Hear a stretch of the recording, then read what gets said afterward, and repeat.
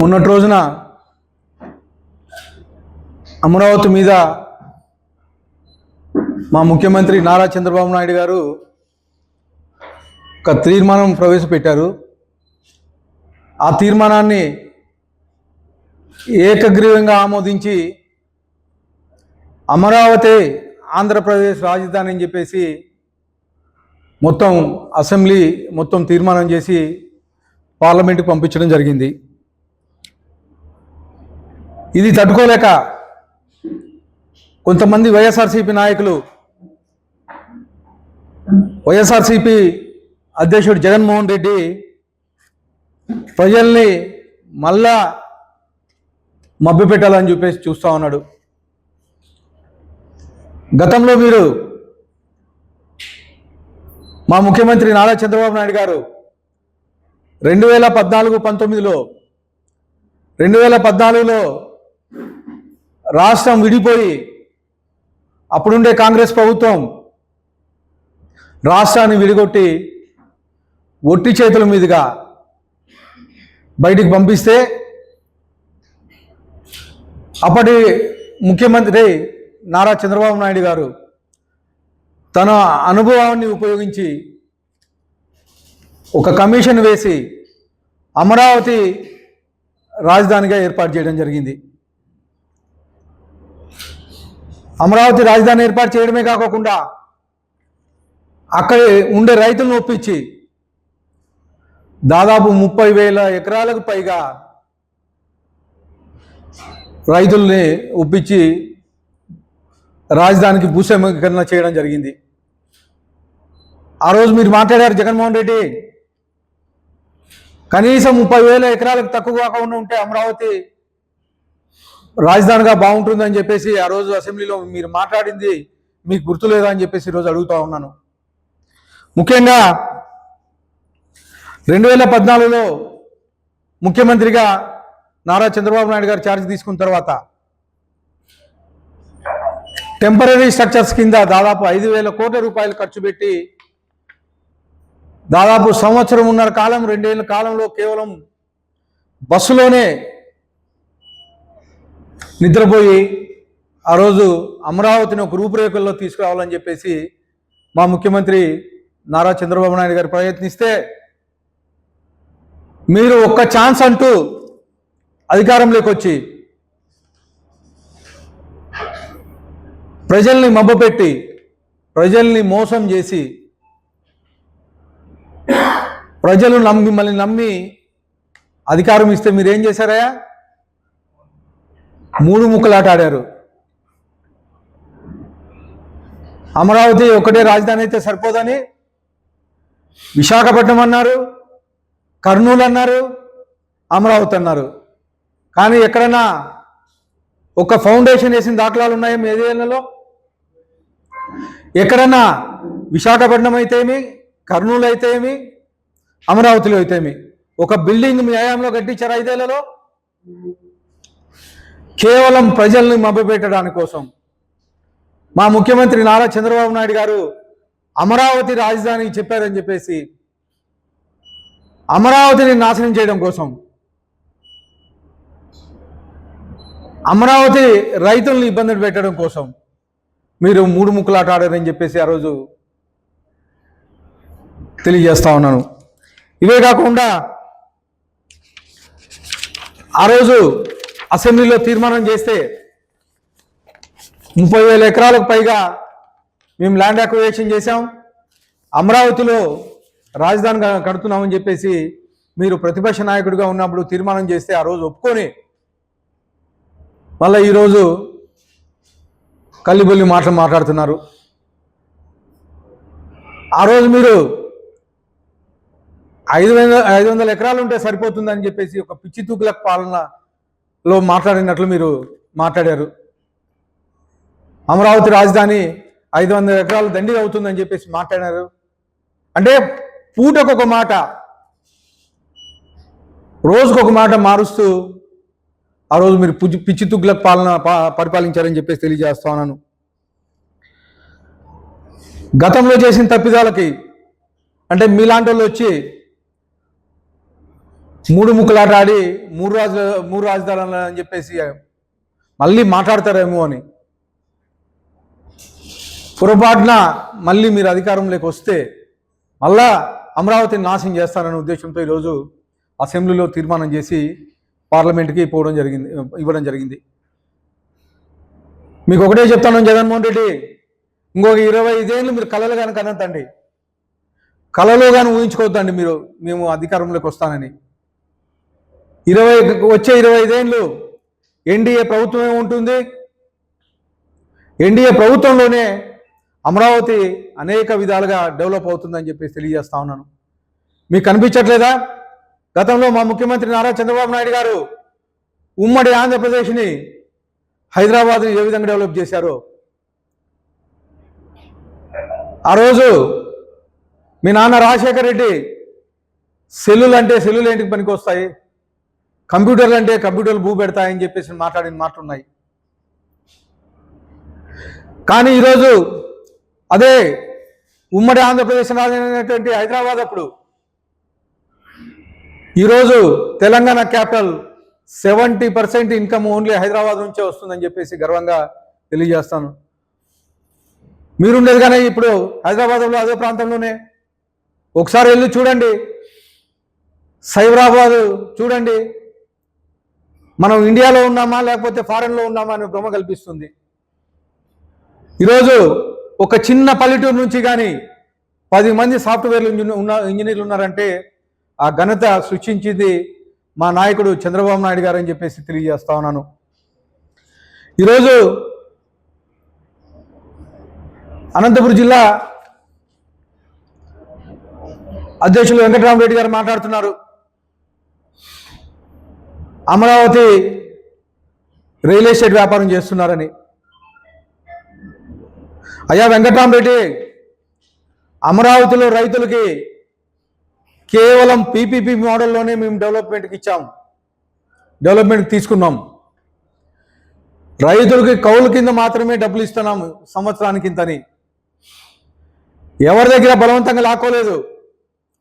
వాళ్ళు ఇష్టపడి మా నాయకుడు, మా ముఖ్యమంత్రి చంద్రబాబు నాయుడికి మీద నమ్మకంతో, మా యువ నాయకుడు నారా లోకేష్ గారు ఐటీ శాఖ మంత్రులు మీద నమ్మకంతో ఈరోజు 30,000 ఎకరాలకు పైగా ఈరోజు ల్యాండ్ ఇచ్చారు గతంలో. అదే కాకుండా ఈరోజు మళ్ళా ఇంటర్నేషనల్ ఎయిర్పోర్ట్కి అయితే ఏమి,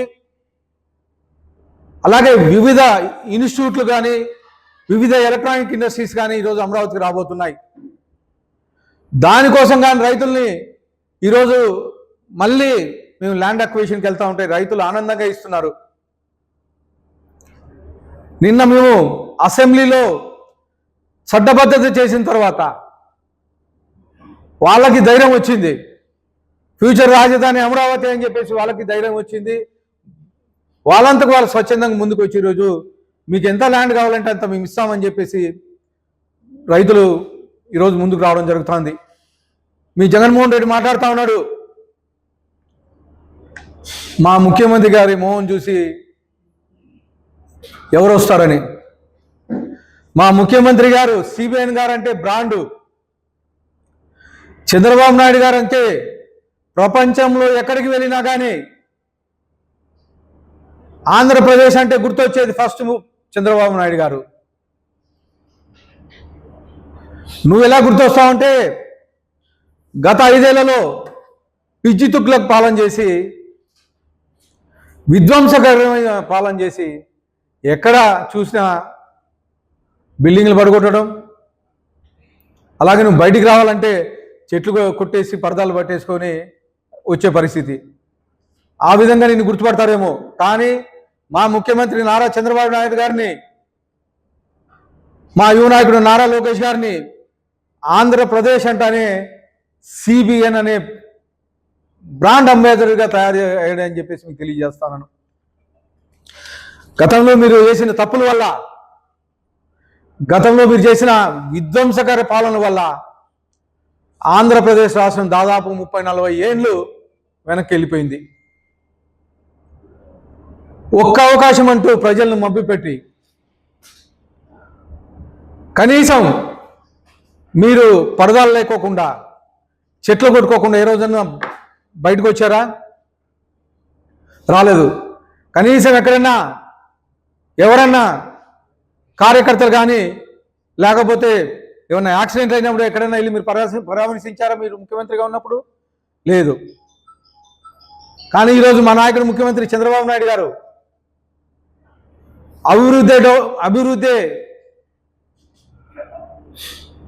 అభివృద్ధి మార్గంగా ముందుకెళ్తా ఉన్నారు.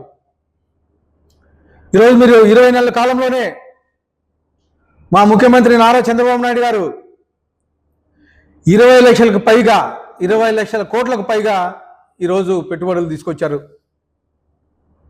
దావోస్కి ఎముకలు కొరికే చలిలో దావోస్లో ఉండి పెట్టుబడులు రావాలని చెప్పేసి 5 నిమిషాలకు ఒక మీటింగ్ పెట్టుకొని ఈరోజు విదేశీ ఇండస్ట్రియలిస్ట్ని ఆకర్షించిన పరిస్థితి. గతంలో మీకు ఇండస్ట్రియల్ మినిస్టర్ ఉన్నాడు, కోడిగుడ్డు మినిస్టర్. దావోస్లో ఏమున్నాయి? దావోస్లో ఏమొస్తుంది? స్టైల్గా వెళ్ళి దావోస్లో ఎంజాయ్ చేసేకెళ్ళి వచ్చారు. కానీ మా యువ నాయకుడు నారా లోకేష్ గారు, అలాగే మా పరిశ్రమల శాఖ మంత్రి టీజీ భరత్ గారు, అలాగే మా ముఖ్యమంత్రి నారా చంద్రబాబు నాయుడు గారు ఎముకలు కొరికే చలిలో స్టాల్స్ ఏర్పాటు చేసుకొని ఒక షెడ్యూల్ ప్రకారం ఎక్కడే కానీ ఒక నిమిషం వేస్ట్ కాకోకుండా ఇండస్ట్రీలని ఆకర్షించే పరిస్థితి.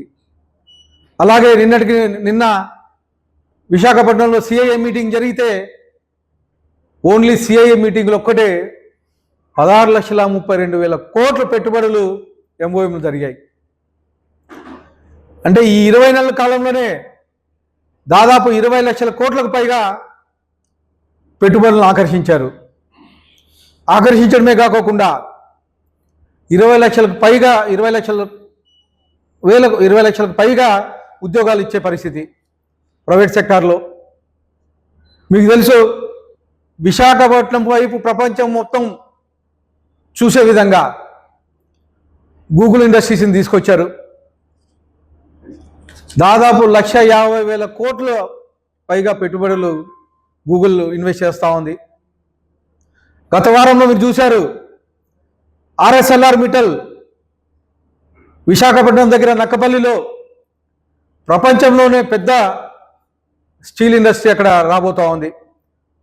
1,35,000 కోట్ల పెట్టుబడులు పెడతా ఉన్నారు. గత వారంలోనే మన ముఖ్యమంత్రి నారా చంద్రబాబు నాయుడు గారు దానికి భూమి పూజ చేయడం జరిగింది. ఇవే కాకుండా నెల్లూరులో బీపీసీఎల్ 85,000 కోట్ల రూపాయలు పెట్టుబడితో బీపీసీఎల్ నిర్మించబోతున్నారు. గత 5 ఏళ్లలో మీరు ముఖ్యమంత్రిగా ఉన్నప్పుడు ఒక ఇండస్ట్రీ తీసుకొచ్చారా అని అడుగుతా ఉన్నాను.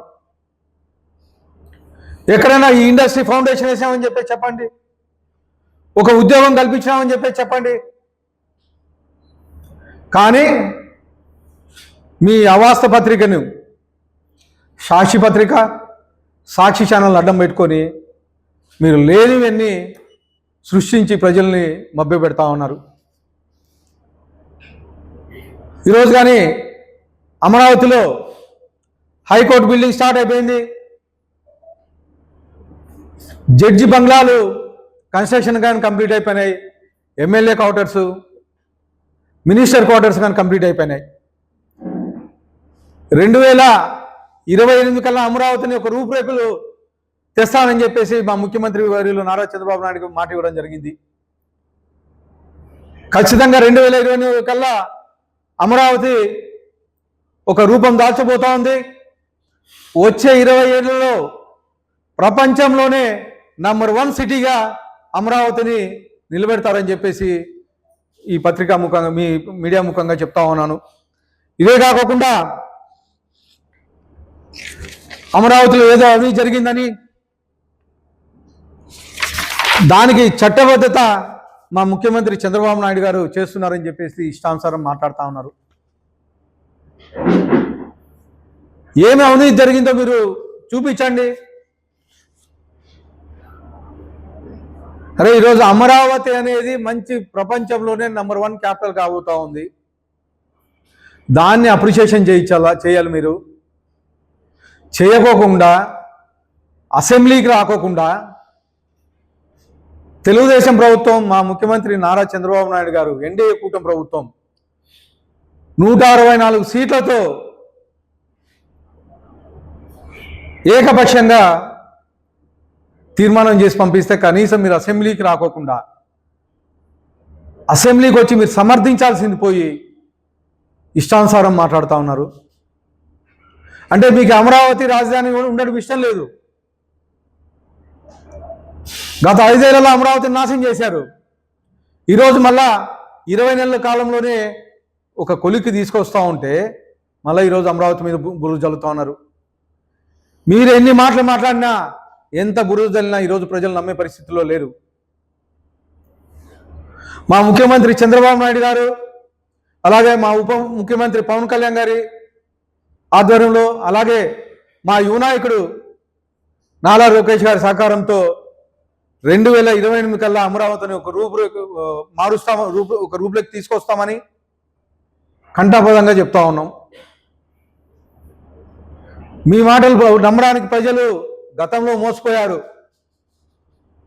మోసపోయి నీ 5 ఏళ్ల పిచ్చి తుగ్గులకు పాలన నచ్చక 11 సీట్లకే పరిమితం చేసి మిమ్మల్ని కూర్చోబెట్టారు. అయినా మీకు సిగ్గు లేదు, ఇష్టం వచ్చినట్లు మాట్లాడుతూ ఉన్నారు. ఇక్కడ అనంతపురం జిల్లా వైఎస్ఆర్సీపీ అధ్యక్షుడు, సీనియర్ నాయకుడు పాపం మతి భ్రమించినట్లుంది, ఏజ్ ఎక్కువై ఇష్టానుసారం మాట్లాడుతూ ఉన్నాడు. రైతుల గురించి మాట్లాడుతూ ఉన్నాడు.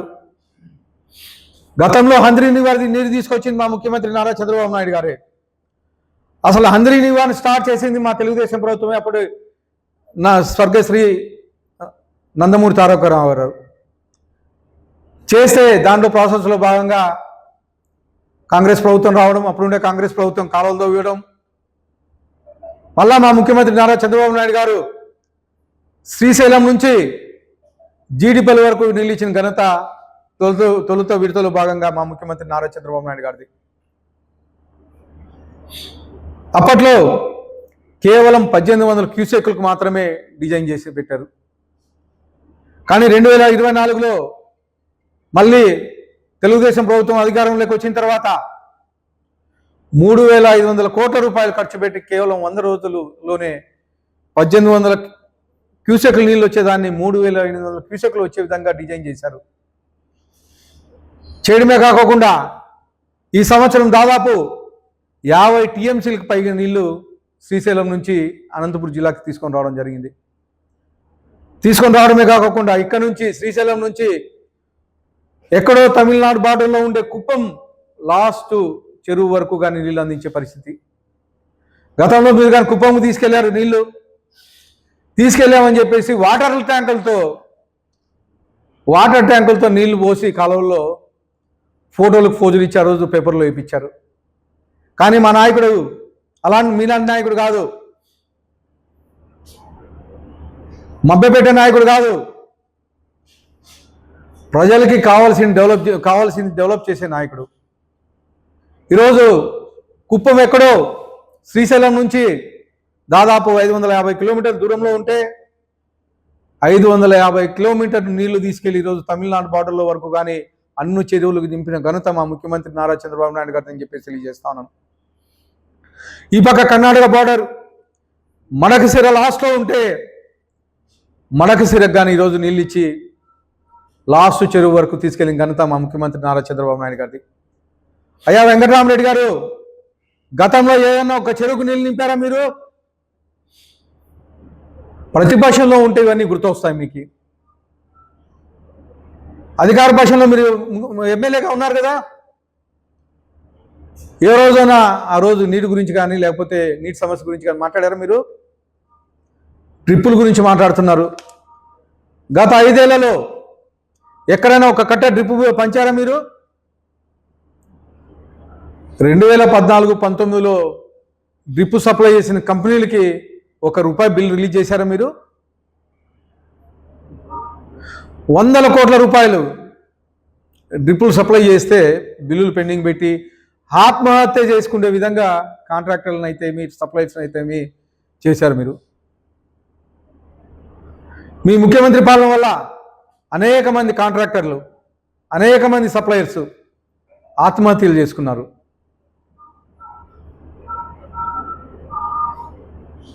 ఒకసారి ఆలోచించుకోవాలి. అనంత వెంకటరామరెడ్డి గారు రాయలసీమకి ఏం చేస్తున్నారని అడిగారు. రాయలసీమని హార్టికల్చర్ హబ్గా తయారు చేసింది మా ముఖ్యమంత్రి నారా చంద్రబాబు నాయుడు గారు. ఈరోజు బడ్జెట్లో ఈ సంవత్సరం 30,000 కోట్లకు పైగా రాయలసీమ డెవలప్మెంట్ ప్రాజెక్ట్ కింద బడ్జెట్లో కేటాయించడం జరిగింది. గతంలో మీరు ఏమన్నా ₹1 ఏమన్నా రైతులకు లబ్ధి పొందే విధంగా ఎక్కడైనా ఇచ్చారా? రైతు భరోసా పథకం కింద డబ్బులు ఇస్తామని చెప్పేసి కేవలం సెంట్రల్ గవర్నమెంట్ గ్రాంట్ మాత్రమే మేము రిలీజ్ చేయడం జరిగింది. కానీ ఈరోజు మేము అన్నదాత సుఖీభావ కింద ఏదైతే రైతులకు మాట ఇచ్చామో 3 విడతల్లో భాగంగా 20,000 రూపాయలు సంవత్సరానికి ఇవ్వడం జరిగింది. అలాగే ఈరోజు మాకు తల్లికి వందనం పథకంలో భాగంగా స్కూల్స్ ఓపెన్ చేసిన రోజే ఇంట్లో ఎంతమంది పిల్లలు ఉంటే అంతమందికి 15,000 రూపాయల లెక్క తల్లికి వందనం లెక్క కింద రిలీజ్ చేయడం జరిగింది. దాదాపు 10,000 కోట్ల రూపాయలు 67 లక్షల మంది స్టూడెంట్స్కి ఈరోజు తల్లికి వందనం కింద బెనిఫిట్ జరిగింది. గతంలో మీరేం చేశారు?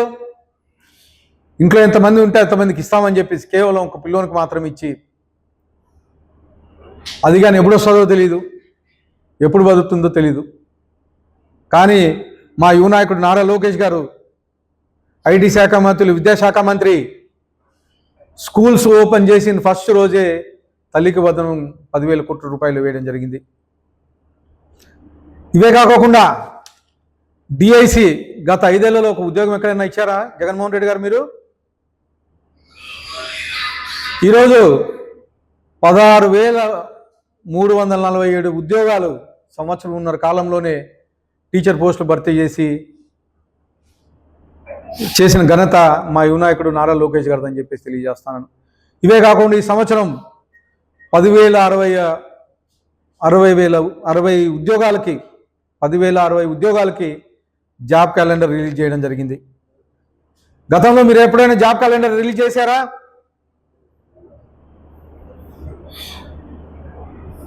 కానీ ఈరోజు మా యువ నాయకుడు నారా లోకేష్ గారి ఆధ్వర్యంలో విద్యాశాఖలో అనేకమైన మార్పులు తీసుకొచ్చి ఈరోజు విద్యాశాఖను పటిష్టపరిచే విధంగా చర్యలు తీసుకుంటారని చెప్పేసి తెలియజేస్తాను. ఇవే కాకుండా అనంతపురం జిల్లా గురించి వెంకటరామరెడ్డి గారు మాట్లాడుతూ ఉన్నారు. అయ్యా వెంకటరామరెడ్డి గారు, మీ 5 ఏళ్ల కాలంలో అనంతపూర్ జిల్లాలో ఒక ఇండస్ట్రీ వచ్చిందని చెప్పేసి దుమ్మ మీద చేసుకొని చెప్పండి ఎక్కడన్నా. కానీ మాట్లాడేటప్పుడు ఆలోచించుకోవాలి వెంకటరామరెడ్డి గారు. ఒక ఇండస్ట్రీ అనంతపూర్ జిల్లాలో మేము పెట్టామని చెప్పేసి ఒక ఇండస్ట్రీ చూపించండి. 2014-19లో కియా పరిశ్రమ ఏర్పాటు చేస్తే దాదాపు 50,000 ఉద్యోగాలు అనంతపురం జిల్లా ప్రజలకి లబ్ధి చేకూర్చింది. ఘనత మా ముఖ్యమంత్రి నారా చంద్రబాబు నాయుడు గారిని చెప్పేసి తెలియజేస్తాను. మళ్ళా 2019లో అధికారంలోకి వస్తే మీ ఎంపీ ఒక ఆయన కియా పరిశ్రమల్ని బెదిరిస్తే అనుబంధ సంస్థలని దాదాపు 60-70 ఇండస్ట్రీస్ పారిపోయే పరిస్థితి. ఆ రోజు మీకు కనిపించట్లేదా? కానీ ఈరోజు మేము డెవలప్మెంట్ వైపు వెళ్తూ ఉంటే, అనేకమైన ఇండస్ట్రీస్ అనంతపురం జిల్లాకి తీసుకొస్తూ ఉంటే మీరు ఈరోజు అమరావతి గురించి మాట్లాడుతూ ఉన్నారు. అమరావతిని చట్టబద్ధత చేసి ఎవరే కానీ ఒక ఇటుక కానీ కదిలించలేని పరిస్థితి ఖచ్చితంగా తీసుకొస్తున్నామని చెప్పేసి మీకు తెలియజేస్తున్నాం. మీరు ఎన్ని మాట్లాడినా, మీ నాయకుడు ఎన్ని మాట్లాడినా అమరావతిని ఇంచు కానీ కదిలించలేరు. ఇది గుర్తుపెట్టుకోండి. గతంలో లాగా మేము 3 రాజధానులు తీసుకొస్తామంటే ప్రజలు పిచ్చోళ్ళు కాదు. అలా చెప్పిన దానికి ఈరోజు 11 సీట్లు ఇచ్చి మాత్రమే నీకు ప్రతిపక్ష హోదా లేకోకుండా నువ్వు కేవలం పులివెందుల ఎమ్మెల్యేగానే మిగిలిపోయావని చెప్పేసి తెలియజేస్తా ఉన్నాను. అలాగే అనంతపురం జిల్లాకి అనేకమైనటువంటి ఇండస్ట్రీస్ వస్తున్నాయి. ఈరోజు సోలార్ ఇండస్ట్రీస్, గతంలో విండ్ మిల్ ఇండస్ట్రీస్ వచ్చాయి. అలాగే ఆటోమొబైల్ ఇండస్ట్రీస్ వస్తున్నాయి. కియా ఆధారిత ఇండస్ట్రీస్ 60-70 ఇండస్ట్రీస్ త్వరలో రాబోతున్నాయి. ఇవే కాకుండా రాయలసీమ హార్టికల్చర్ హబ్గా మా ముఖ్యమంత్రి నారా చంద్రబాబు నాయుడు గారు డెవలప్ చేస్తూ ఉన్నారు. ఖచ్చితంగా వచ్చే 3 ఏళ్లలో భారతదేశంలోనే అనంతపురాన్ని, రాయలసీమని హార్టికల్చర్లో ప్రప్రథమంగా మా ముఖ్యమంత్రి నారా చంద్రబాబు నాయుడు గారు చేస్తారని చెప్పేసి తెలియజేయడం జరుగుతూ ఉంది. ఖచ్చితంగా అనంత వెంకటరామరెడ్డి గారు ఆలోచించండి. మీరు ఒకసారి ఇష్టం వచ్చినట్లు మాట్లాడద్దండి. డెవలప్మెంట్ మీద మాట్లాడండి, సహకరించండి, అవసరమైతే సలహాలు ఇవ్వండి. ఖచ్చితంగా మేము స్వీకరిస్తాం. మీరు సీనియర్ శాసనసభ్యులు, పార్లమెంట్ సభ్యులు, 40 ఏళ్ళ ఎక్స్పీరియన్స్ ఉండే మీరు కానీ ఇలా మాట్లాడితే రాజకీయాలు మళ్ళా చేసుకుందాం. మనం డెవలప్మెంట్కి సహకరించండి అని చెప్పేసి అనంత వెంకటరామరెడ్డి గారికి చెప్తూ, ఈరోజు హార్టికల్చర్ అయితే ఏమి, తర్వాత అందరినీ వాటర్ తీసుకోవడం అయితే ఏమి, అలాగే కమ్యూనిటీ డ్రిప్ తీసుకురావడం అయితే ఏమి, ఇవన్నీ మా ముఖ్యమంత్రి నారా చంద్రబాబు నాయుడు గారి వల్ల అయ్యిందని చెప్పేసి తెలియజేస్తూ అందరికీ ధన్యవాదాలు తెలుపుకుంటాను.